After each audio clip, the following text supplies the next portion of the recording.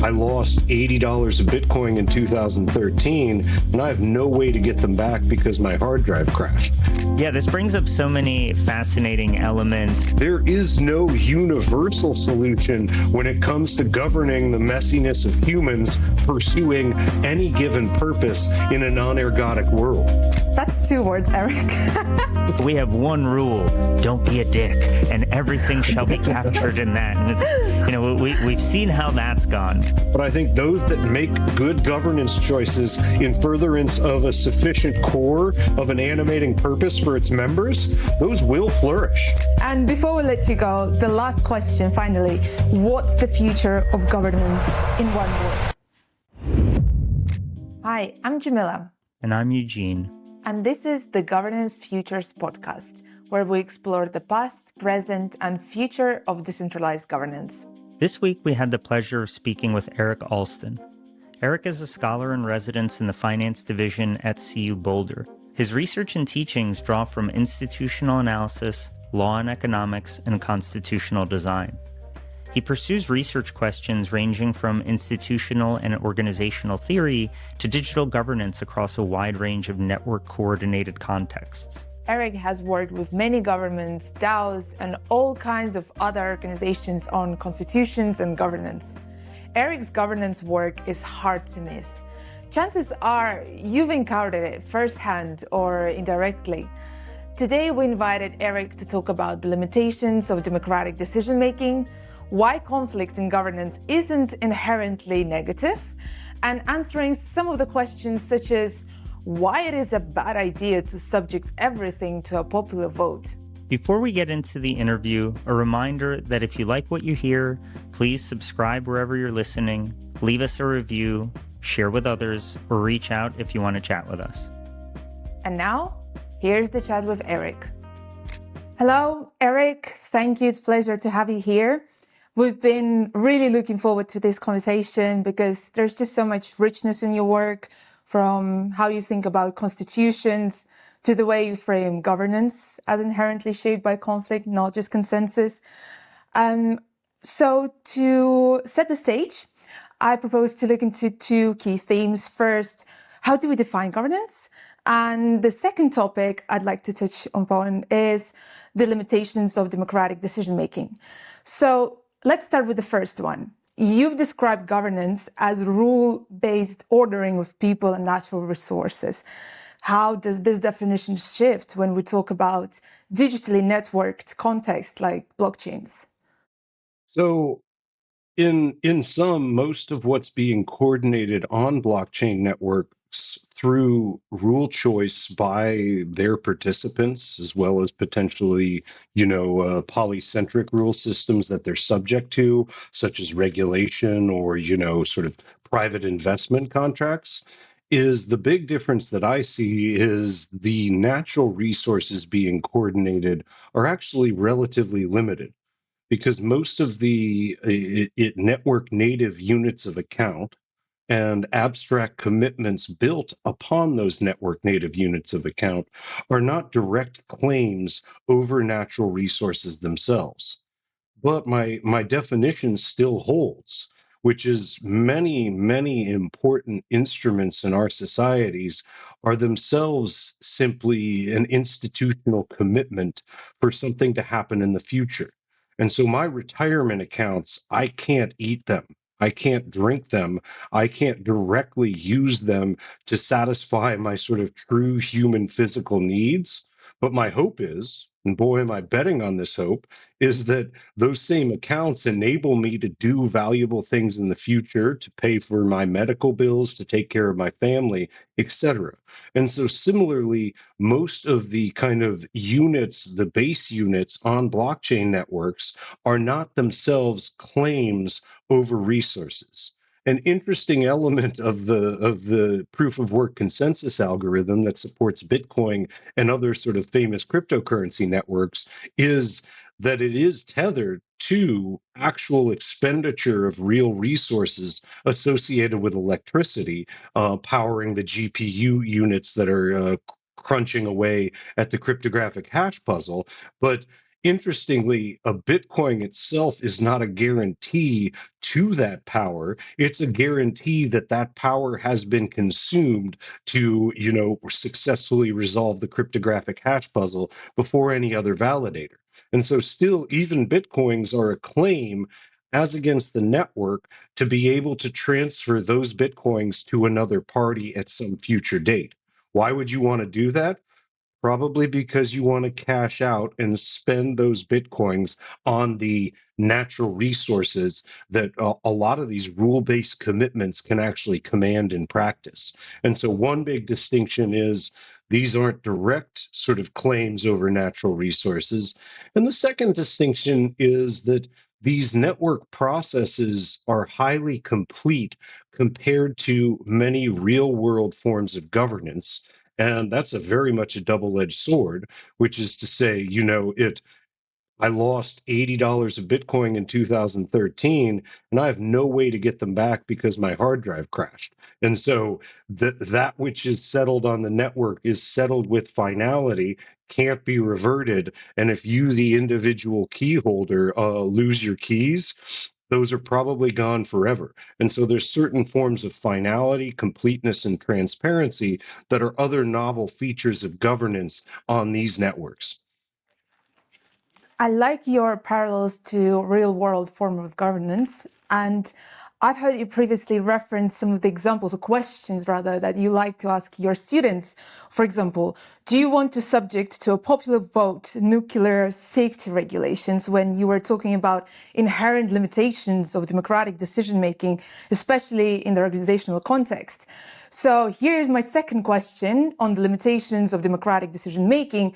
Why democracy, while powerful, isn't always the best institutional fit, and what can we learn by looking beyond it? Yeah, and I think correctly, to be clear, for many things, especially those surrounding public government, some form of democratic constraint on those exercising concentrated governance authority, I think tends to outperform, which is most successful nations, whether you choose human development metrics, economic metrics, you name it, most successful nations have some element of democratic constraint embedded in their processes. That being said, democracy is not a panacea, and most democracies are actually highly delegated representative democracies. They aren't direct democracies or liquid democracies as they're called.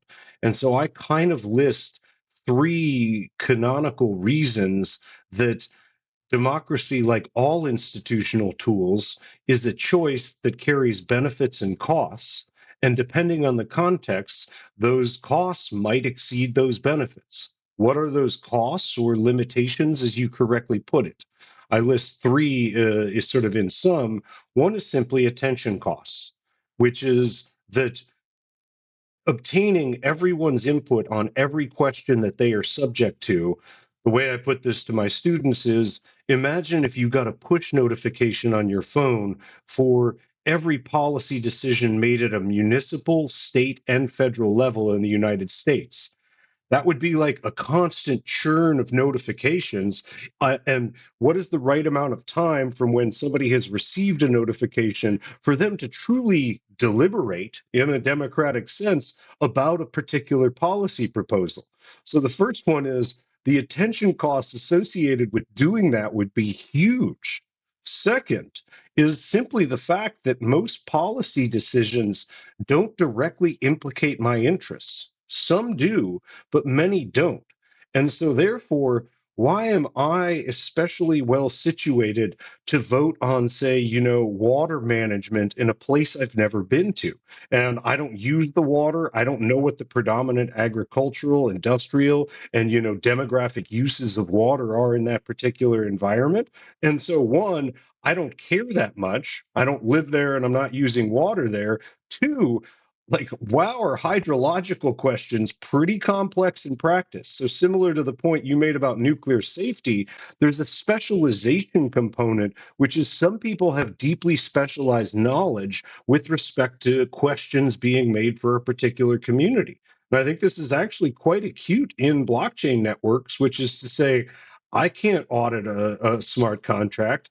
I can't audit whether a ZK circuit has been run.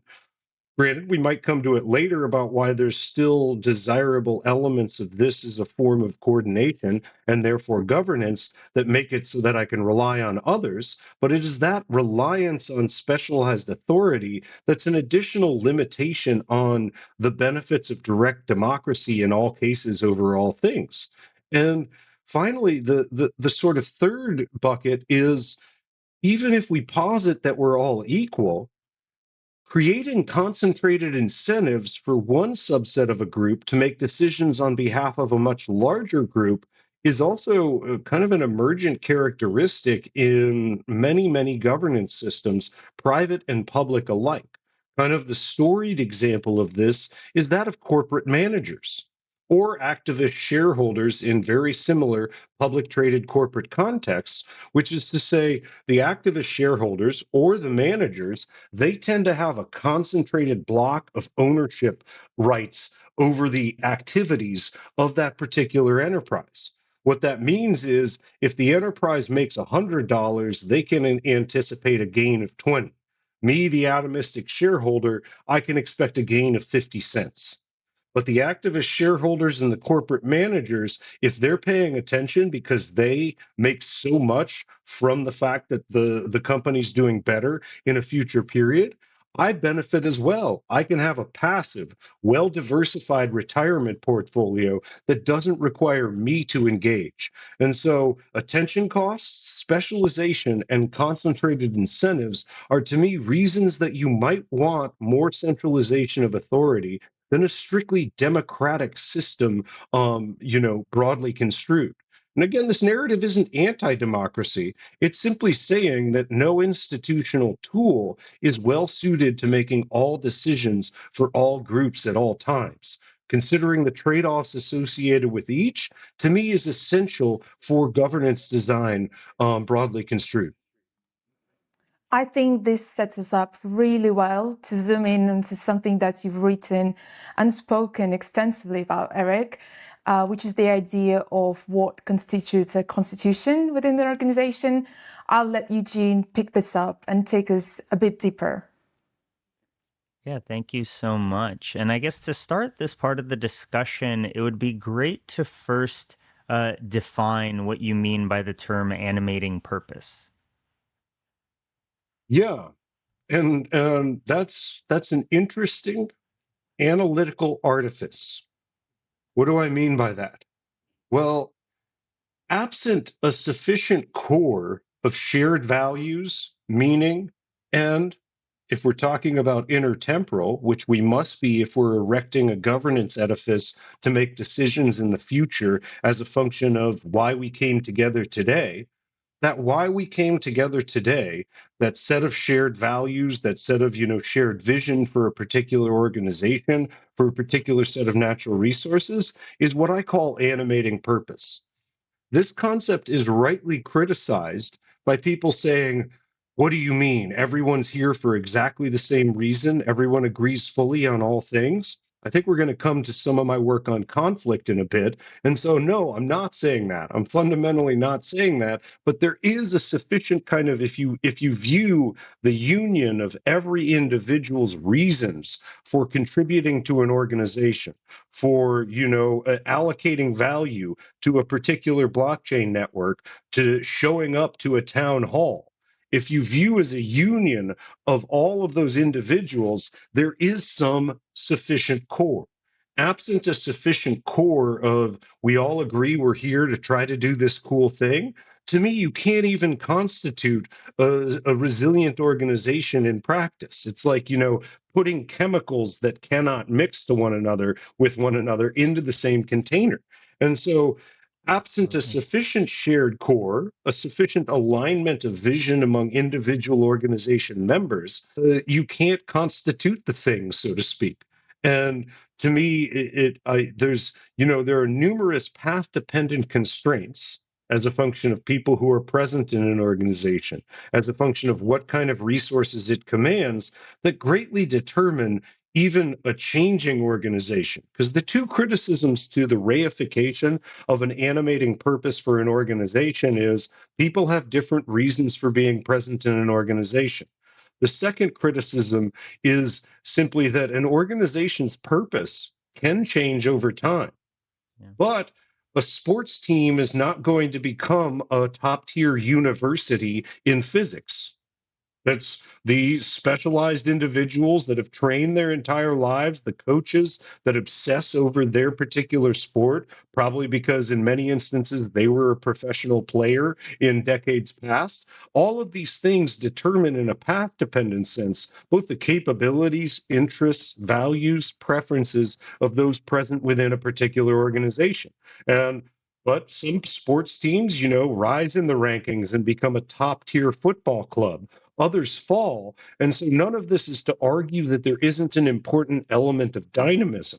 It's to say that there is an identifiable core that has to be sufficiently cohesive to actually attract people to be willing to put in costly attention, to put in costly resources, whether it's their own effort, labor, or whether it's just, capital broadly construed, which is another way to be a member of an organization, although the extent to which, investors are active or passive is something we've already discussed. So none of this requires a belief that everyone's there voting on every decision, working on every output of the organization. It's more they agree to the extent their interests are bound up in the organization.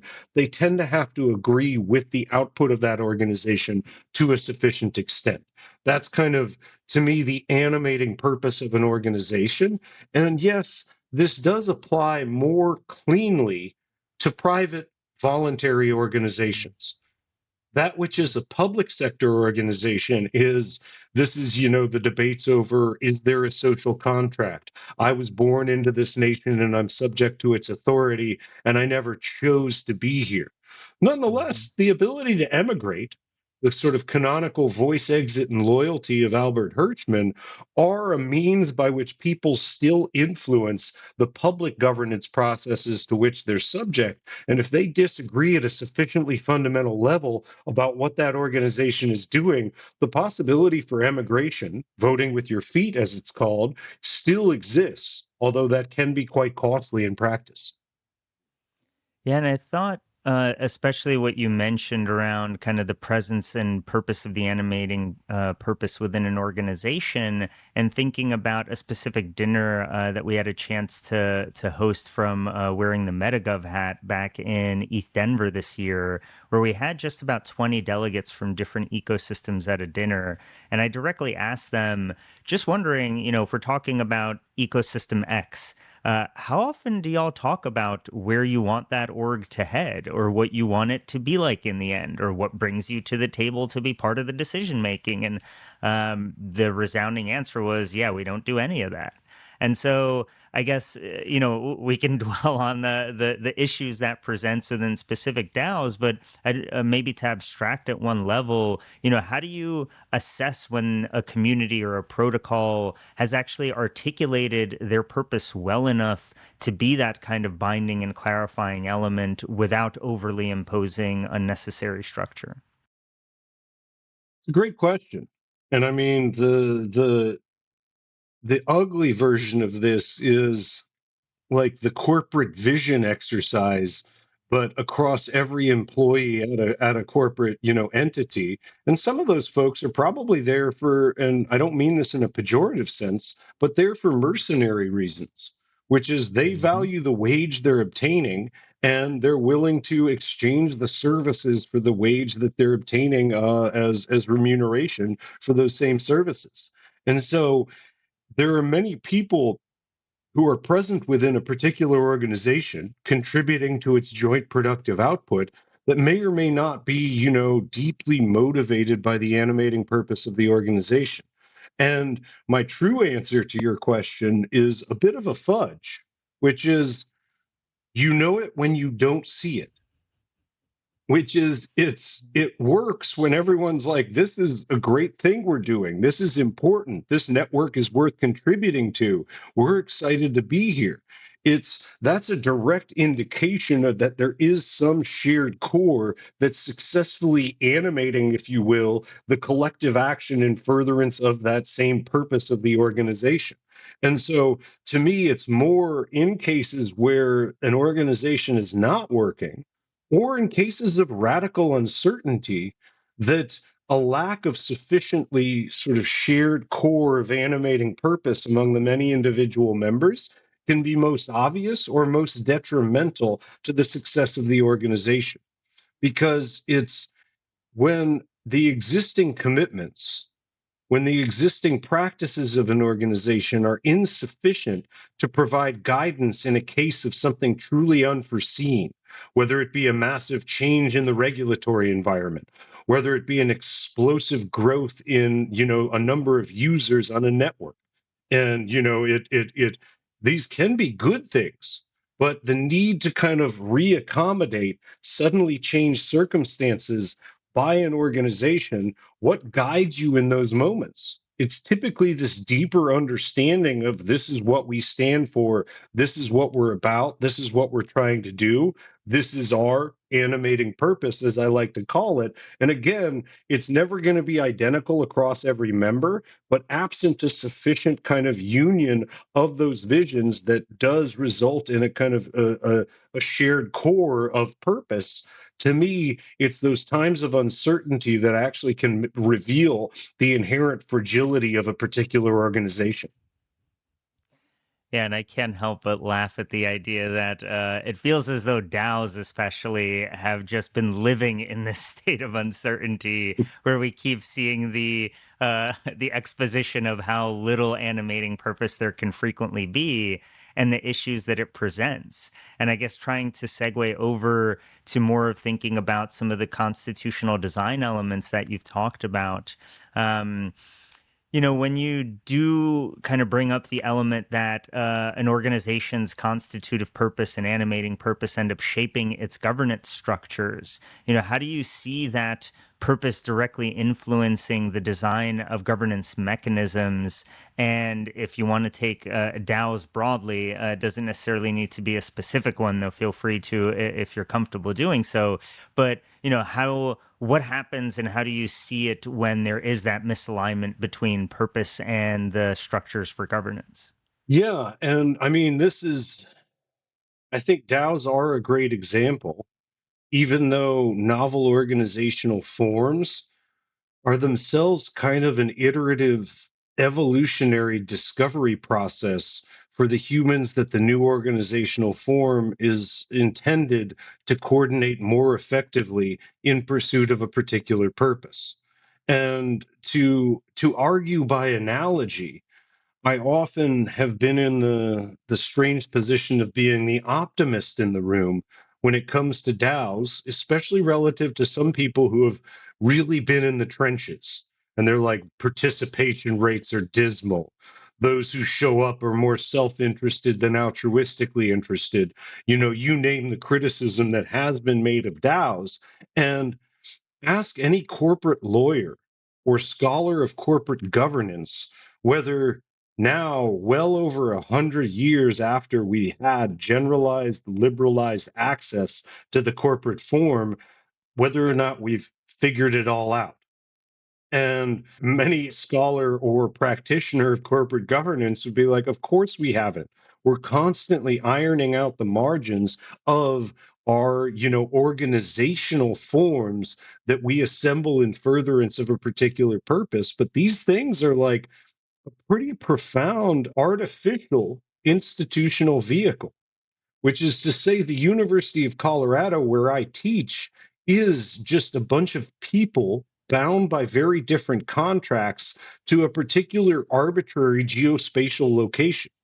If I ask my students, I'm like, are these buildings the essence of the university? They're like, well, without them, we couldn't come to class in person. But to say that this pile of bricks is somehow that which essentially constitutes the organization of the University of Colorado, it's the people, it's the reason they're there, the animating purpose. And therefore, those things greatly determine what they're trying to do, who's trying to do it, and therefore the governance structure best suited to that pursuit. That can lead to the sort of the erroneous belief that always in the first instance, you know the best governance system suited to that pursuit, which the only point at which I would agree with that is figure out the closest thing to what you're trying to do and likely mimic that governance structure fairly closely. Not identically, but there's a reason most universities look pretty similar.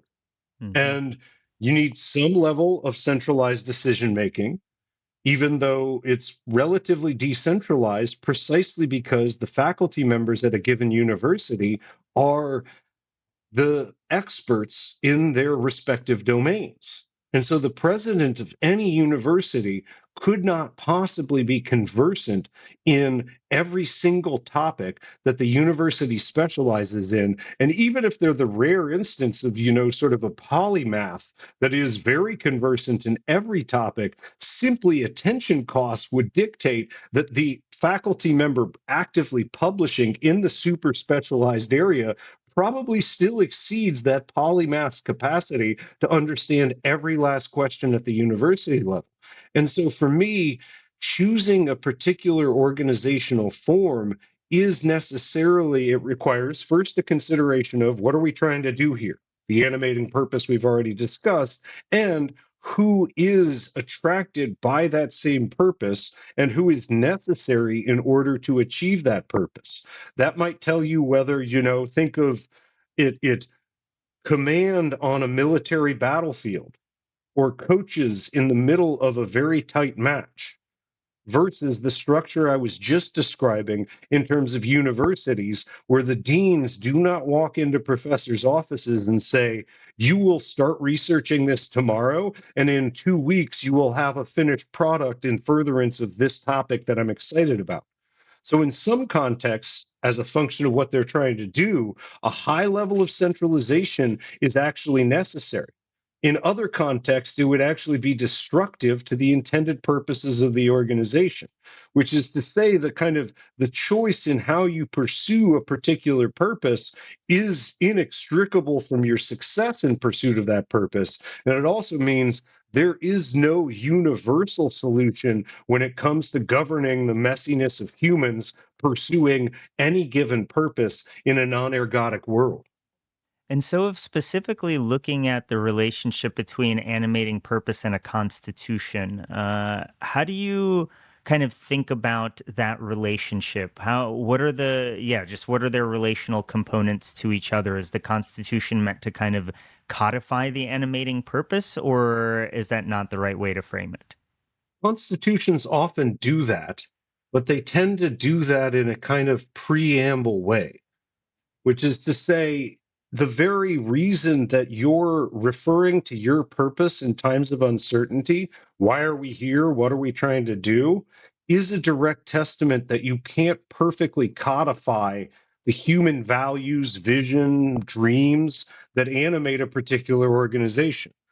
Any such codification will be reductive relative to the deeper set of human values that is the reason people are present in any organizational form. Setting aside the sort of mercenaries point I made earlier, but one nice thing about mercenaries is their incentives are fairly easy to define, understand, and shape, which is if they just want to pick up a wage and leave, then that is not central to the coordinative constitution of the organization itself. But to me, your constitutional design is intimately related to your purpose. And I've given a few examples of that, which is military generals and coaches expect to have a high level of command authority, and they expect obedience, especially in, at match time or during battle, in ways that most organizations do not, precisely because of how essential that is to perform the functions effectively that are baked into the very purpose of the organization. To me, there are, though, kind of a set of emergent necessities associated with constituting an organization. What do I mean by that? Organizations are collective action vehicles. Therefore, because of that, collective action can be decomposed into a decision and implementation of that decision at its most raw, which is you have to decide what you're going to do if you're going to collectively act together. And then you also have to figure out who's going to be doing the acting, if you will, in furtherance of that particular collective decision. And so that means, though, the first primal question is, what is the decision rule? How do we decide as an organization? And often, due to the sort of storied and, very familiar and famous nature of democracy, people are like simple majority. We all vote, we're all members, 51% carries it. And I'm like, well, I hope you don't have an even number of members, because you probably need to think through things like deadlock if you do. But setting that aside, there's a deeper structural problem that, to me, gives rise to one of the canonical constitutive elements of any constitution, which is to say, if I perceive in a particular group, and everyone's like, yeah, we just assumed we're going to vote on it, and we assumed it's going to be simple majority, but we haven't codified any of this. If I perceive that I'm likely to lose a given decision, then I'm like, look, this decision's so important, it should not be simple majority. We need to first decide that this is a 2/3 majority decision. This is super majority territory, because I think I'm going to lose if I actually, if it's simple majority, it'll be 52-48. And boy, do I have intense preferences about not being in the losing camp on this one. And so if you don't enshrine your processes for making a collective decision first, you can have a problematic set of strategic cycling. So first, you kind of have to decide how you're going to decide before you can even make a collective decision. But the problem is the group that's, sick of Eric being strategic and occasionally declaring supermajority rule, when they obtain enough power within the ecosystem, their incentive is to say, all right, we've settled all of the sort of, decisions about who's going to decide about how power will be distributed in this ecosystem. Now we're going to change the decision rule to prevent it from any of this ever changing again. And so, what you want to do once you have a sufficiently legitimate rule by how a group will decide, you want to entrench that at a higher level of difficulty for change relative to the ordinary decisions of the group. So, if we decide things democratically, 50 simple majority, 51%, we all have equal voting rights, one person, one vote, if you will. Chances are, if everyone's like, that's a good rule, this is simple, it's intuitive, and we just want our decisions for this group to be representative, chances are what you also want to do is to say, to amend these secondary rules, as they're called, the rules about making rules, as they're also called, to amend these, you need a 2/3 majority. Because if a group manages to take control, if we're talking about voting on, elected officers, et cetera, then they might want to change a lot of rules to cement their power for self-interested reasons, or they might believe they're doing it for the good of the group. Think of the narrative of many dictators in practice. They're like, my absolute authority is for the common good. Setting aside whether that's true, the problem is if your secondary rules are not entrenched at a more difficult barrier or threshold for change, then you can see a variety of problematic outcomes occur with respect to those who briefly control enough of the group to change those fundamental rules. And so to me, before anything else, a kind of canonical feature of secondary rules or constitutive choices, as they can be understood, is that they are entrenched relative to the ordinary processes of collective decision making.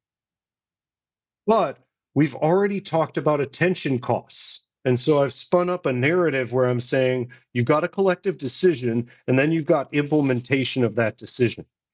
What do you tend to see in practice? Both due to the reality of specialization that I've already discussed, is you can see the separation of the decision process from the implementation or execution of that process. So you've got one group deciding, one group kind of implementing that decision. But we've already discussed delegated representation within democratic systems. In groups above a certain size, everyone deciding in every moment on every question and implementing each individually every aspect of every decision, that makes no sense.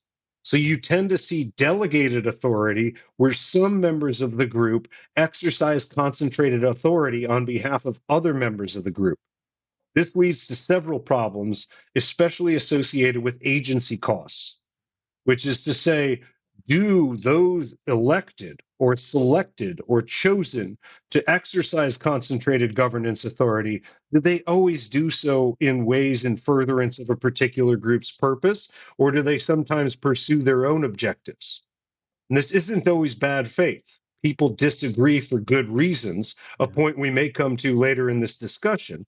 But nonetheless, one way to tamp this down is to simply separate competencies among different empowered individuals. And we've already discussed the separation of a collective decision and collective action in furtherance of that decision. But for sufficiently important ecosystems, you tend to see the emergence of a review or appeal function from those collective decisions or actions in furtherance of a given collective decision. And so for that review function, for those overseeing appeals in a particular context associated with the collective decisions or collective implementation of those decisions, you need some measure of independence of that review function, some measure of its own authority in order to check and balance, as it's often called, the other fonts of governance authority. Not coincidentally, I have just, without using these terms, referred to the legislative, executive, and judicial functions of canonical constitutional orders. But there are other ways to allocate these authorities, but my contention is fundamentally any collective action process has to have a decision and has to have implementation of that decision. And at sufficient scale, those especially empowered to do this are subject to some form of external discipline, whether it be shareholder votes, whether it be board governance in corporate contexts. Still having this threat of independent review is super important.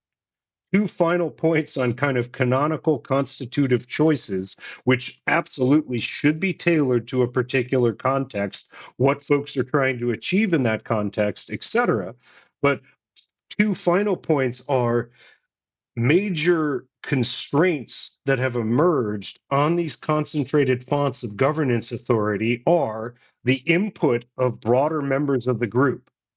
So whether it be directly electing a president, whether it be directly electing legislators, whether it be recall elections for judicial authorities, you name it, but periodic input from the broader group as to whether or not a particular set of individuals exercising that concentrated governance authority are doing so in a faithfully representative way.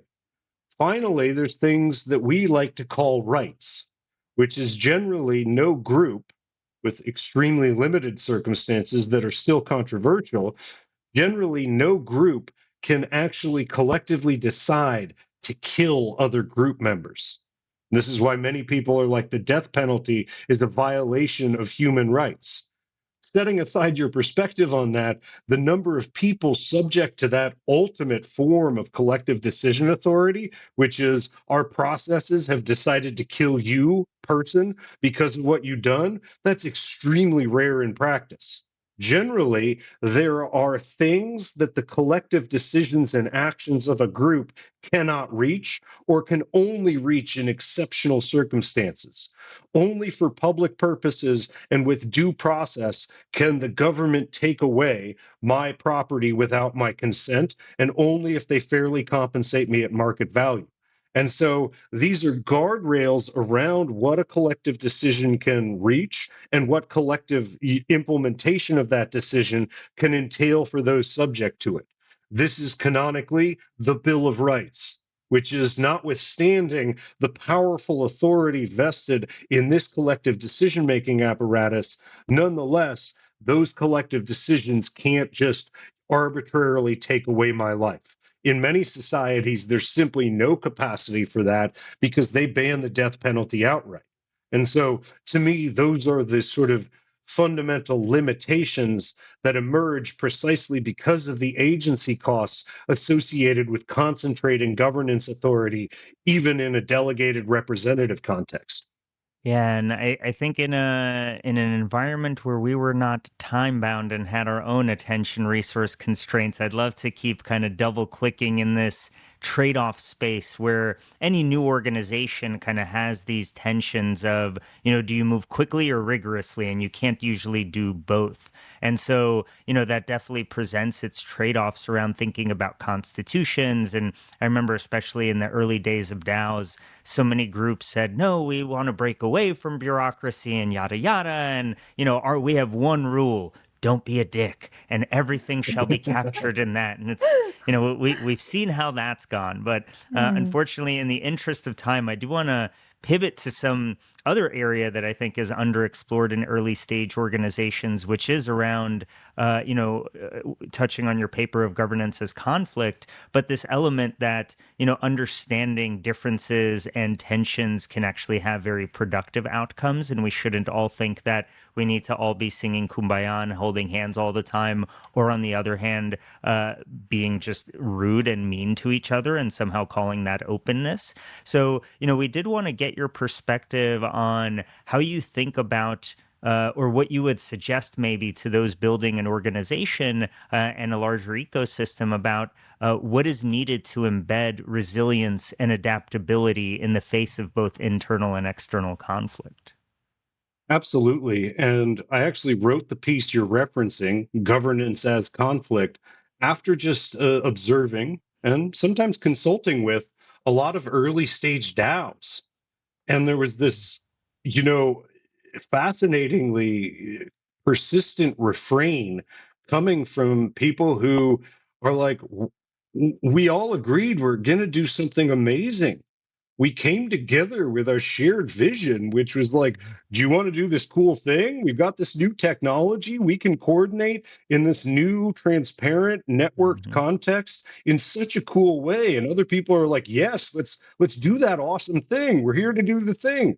So they constitute the DAO. They create it. They say these are our decision rules. This is a membership in the DAO. This determines how your power of voting rights. And they're like, why are we fighting all the time? What is happening? We agreed to do the cool thing, and now no one can agree on anything. They're like, what did we do wrong? I'm like, you didn't do anything wrong other than, to me, forgetting something that's just structurally emergent within any governance process. And two cuts at how I like to emphasize this. The first is just that if everyone in a group agrees, this is what we should do next, this is who should do it, these are the resources, and I'm like, yeah, I agree. And my resources for this exactly should be devoted to that because we all think we should do this. I'm going to do this, you're going to do that.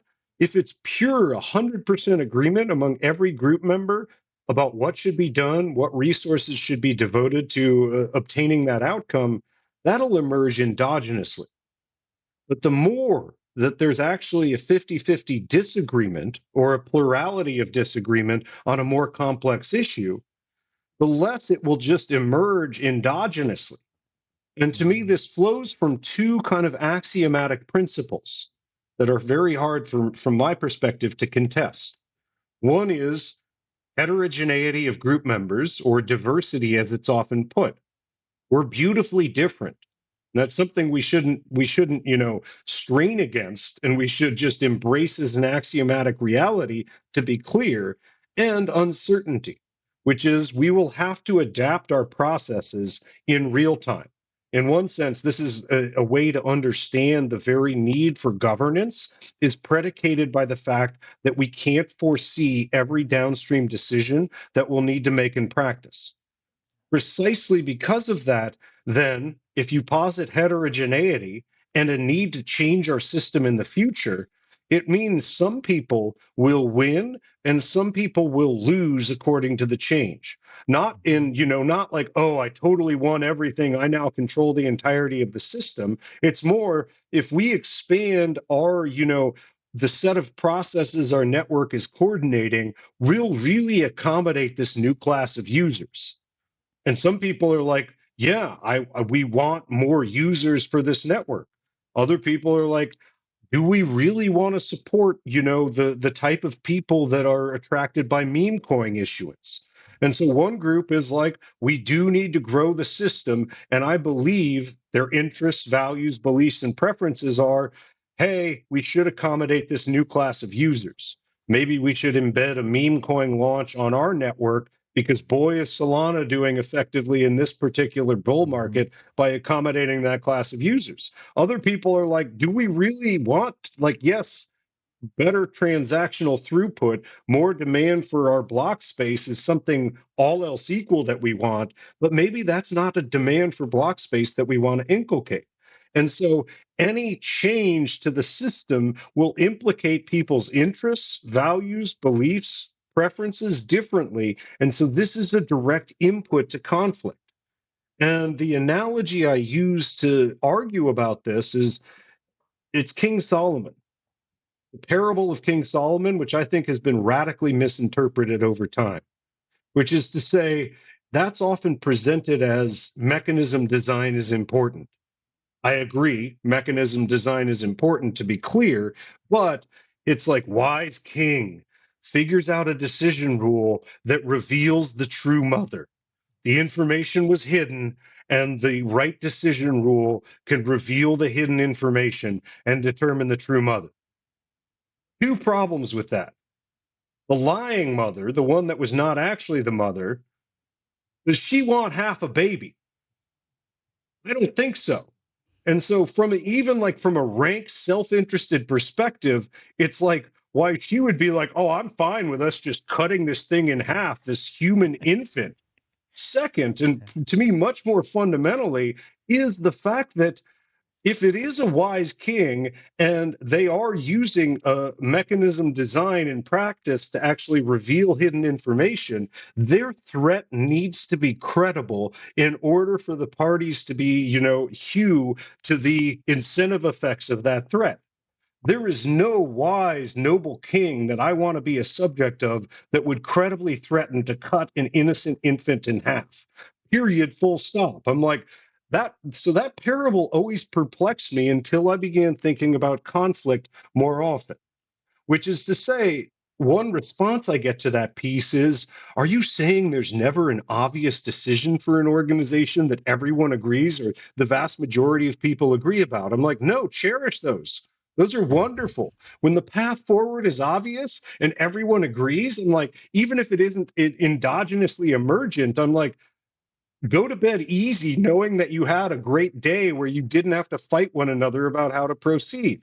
But the essential hard questions in governance are ones exactly like that which confronted King Solomon in the parable, which is one party gets everything and another group, another interest group within that community gets nothing with respect to the particular issue. Those are the issues that will trigger conflict because there is no compromise path forward. There is no way to split the baby, as it's said.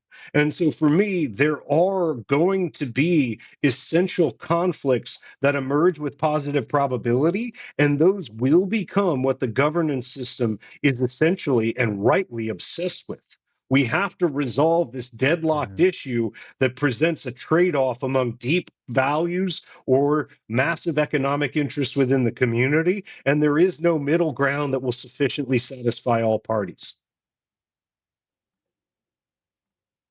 So would you say that it's all about finding the middle ground, given that your example on there's no way to split a baby? So would you say that the key to successful governance is about finding those overlapping topics which would hopefully benefit a little bit to both parties instead of just fully benefiting to one and then leaving with absolutely nothing the other party? So I wish all decisions could be ones that have a basis in compromise. But to me, I view these two classes of decisions as separable, even though I acknowledge there's ultimately a continuum underlying them, which is to say, for, Second Amendment rights, guns in the United States, there's probably a way where people could have 10% of the guns they currently possess, and that still could be a right to bear arms. And I think a lot of those opposed to the level of gun ownership that we currently see are like, yes, please, let's move in that direction. And so there's a way in which to say that that would be a compromise where, people still get to bear arms, but maybe there's some limitation on the type of weapons or the number of weapons. And provide that narrative to any guns rights enthusiast, and they're like, no, hard no, that is an infringement of our rights. And so to me, I can frame it as hey, we're compromising, you still get some guns. And from their perspective, they're like absolutely unacceptable. And so for me, it is a fallacy to say all conflicts in values or conflicts about how to proceed can result in compromise. But to me, the first question that you've correctly identified that you should be asking is there a route to compromise that will sufficiently satisfy both disputing groups within this ecosystem to this decision? But at the end of the day, there are certain King Solomon splitting the baby decisions where you can't cut the baby. That is the axiom. And therefore, what that means is one mother, hopefully the true mother, gets her child, and the other mother leaves empty handed. But there are ways to ameliorate the likelihood of conflict, which is to say, there's a tendency to want to define everything in the moment. But the more you say, these are all of the things we stand for, these are all of the rights we're going to protect in this ecosystem, you can't be everything to everyone, and you can't do everything that you might want to do in furtherance of your organization's purpose. And the more at the constitutional level that you say there's a right to this, there's a right to this, there's a right to this, the more likely in future periods that those rights will conflict with one another, or those priorities for an organization will necessarily, especially in contexts of scarcity and conflict over resources, those priorities of the organization will come into conflict with one another. And so yes, a lot of this has a flavor of public constitutional ordering. I study that stuff a lot, and it's pretty familiar to your average audience. But to me, in a large firm, you kind of want the head of the marketing department, if you ask them, could you do more amazing things for us if we gave you a 20% budget increase? I want the head of the marketing department to almost always be in a position of, yes, if you give me more resources, I will do amazing things. Similarly, the head of the R&D department, if you ask them the same question, I want them to be like, absolutely. Here are the exact awesome things we would try to do if we were given a 20% budget increase. But not everyone can have a budget increase. And boy, is conflict emergent in context when actually it's not about a budget increase, but who has to take a 20% haircut. The head of the marketing division is like, well, everything we're doing is valuable by definition, and same with the R&D department. And so for me, of necessity, this conflict is going to be emergent in good faith. It's not, the sort of perverse self-interest of somebody protecting their rents. Although, make no mistake, the public choice criticisms of most ordering are present. But setting aside rank self-interest and opportunism within these decisions, my argument is one that conflict is emergent for good faith reasons, simply as a function of heterogeneity among beliefs, values, preferences, and interests of those within an organizational context. And so that is ultimately sort of the underlying perception. One way to reduce conflict is don't define everything all at once up front, because people will coordinate around and derive they will come to expect certain things because they've been defined ex ante. Another important element is that of decentralization or subsidiarity to smaller subunits within an organizational ecosystem. And so one way to understand layer twos on the Ethereum network is they're providing for a diversity of ways to settle certain transactive components on chain relative to those that are, proved off chain as a function of a particular zero knowledge proof architecture. And so, given that, that to me enables tailoring, where if you're a certain kind of actor in the Ethereum ecosystem, you might prefer Base. Others might prefer scroll because of certain constitutive choices. And this is, to me, directly analogous to the fact that many people move from red states to blue states, and some people do vice versa. California starts to tax too much, or, pass regulations that somebody feels are not justified in terms of their benefits, and they move to Texas. I'm not taking a stance on who's right here. What I'm saying is that the tailoring that Texas and California provide, for example, is one where if we decided it all at the center, there would be more conflict than enabling representative tailoring at a smaller subsidiary level. And these are, the storied benefits of federalism. The final resolution mechanism that mitigates conflict is giving people appeals to an independent authority to resolve things after the fact. And so the knowledge of the existence of that option lowers the stakes to any collective decision and operates as a sort of pressure release valve in cases where people are like, I want to exit. I would otherwise want to exit, but I can make a claim that this decision violates my fundamental rights and should be reconsidered by the group. And so those are kind of the canonical ways to ameliorate conflict. But as a final concluding thought on this question of conflict, is the first step towards having civil discourse surrounding the issues a group disagrees over is to acknowledge that conflict can and will occur for good faith reasons.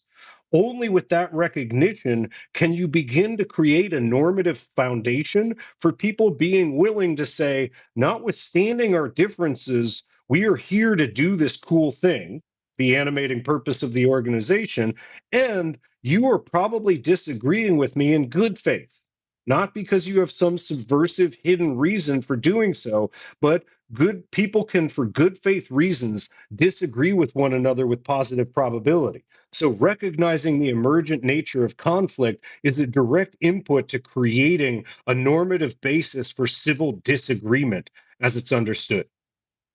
Yeah, this brings up so many fascinating elements and a number of things that you've brought up in this kind of conflict, governance as conflict portion has also made me think of a phrase that I got from David Ehrlichman in his book Impact Networks, which I really love, of planning for emergence, which inherently seems oxymoronic, but feels very much at the core of so much government and community work, where you need to have just enough plans and structure for things to get started and get moving, but you also need to be ready to chuck them out the window and start redesigning and getting more rigorous, less rigorous, making the relative changes based on where you're at. And I guess in that element of, planning for the future and moving ahead, we've seen these trends of DAO started, one token, one vote. We thought people would be active for unclear reasons based on other examples outside of Web3. Then we kind of migrated over to, trying to do delegated governance, which is currently the in vogue flavor of Web3 governance. Based on your own kind of learnings, understandings, where would you guess things are going to be evolving in the coming months and years, and to be able to just be more ready to deal with the fundamental realities of governance as this inherently complex structure? Really glad you brought up emergence. I just last week published a handbook exploring rule choice given sufficient complexity and uncertainty. And guess what? At the time that you're entrenching secondary rules and defining collective decision authorities in, dare I call it, a constitutive infrastructure, you are probably organizing a sufficiently complex group of people in furtherance of an animating purpose that's going to be intertemporal, and therefore it's going to be shocked by emergent phenomenon that you cannot predict. And so, in one way, this is a means to understand governance is necessary to confront that which we can't predict in this moment. And so, just saying, I'm really jiving with your frame. Where do I think Web3 governance will be going? to me, I think we're still in a kind of an institutional exploration phase. So first it was direct democracy, which has problems in pseudonymous, tokenized contexts, namely the big one that's been identified as plutocracy, but rational inattention, low participation rates, etc., have been significant problems with that model. Then we got delegated representative authority, as well as deep interest in things like quadratic voting, in things like, plural voting mechanisms, different tailoring of the quadratic voting insight. And most recently has been a wave of experiments with futarchy or conditional funding markets. To me, pursuant to how we began this conversation, there is no universal institutional solution. And so I view this Web3 ecosystem as engaged in a fundamentally productive, and this makes me an optimist, but a fundamentally productive discovery phase where we're figuring out what are the right voting rules, what are the right levels of delegated representation, and what are the right checks on that delegated representation in terms of periodicity. How often do we elect our delegated representatives? Can they ever be recalled? You name it. And, going down the list, quadratic funding, conditional funding markets, none of these are suited to all decisions a group needs to make.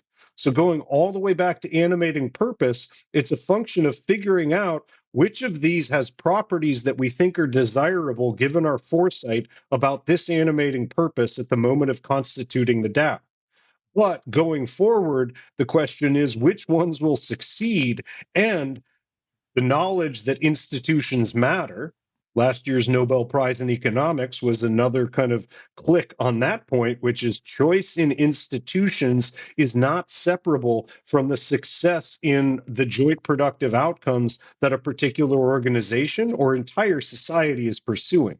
And so for me, my take on Web3 governance going forward is it is still in a fertile period of institutional experimentation and discovery, trying to find the right fit between the institutional choices that have already been made, as well as map to both the animating purpose of a particular DAO or network coordinated context, and crucially, what technological change means for the settled understanding of what is good or better institutional choice, broadly construed.